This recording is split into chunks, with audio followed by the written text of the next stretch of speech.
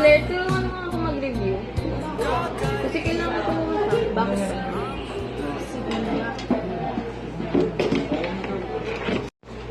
Saan ka ba nahihirapan dito? Wala ka. Eh, ba't ka ba nag-aaral? Kasi trip ko na. Okay, start tayo dito. Daraya na lang ako. Hindi naman ako nakinig sa mga sinabi ni Claire.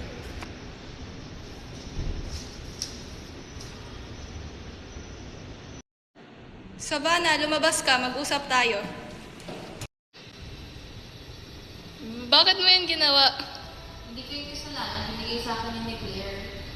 Hoy, Claire, lumabas ka din.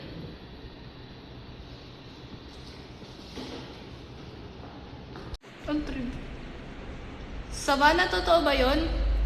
Hindi po, ma'am. Siya po talaga nagbigay ng kodigo sa akin.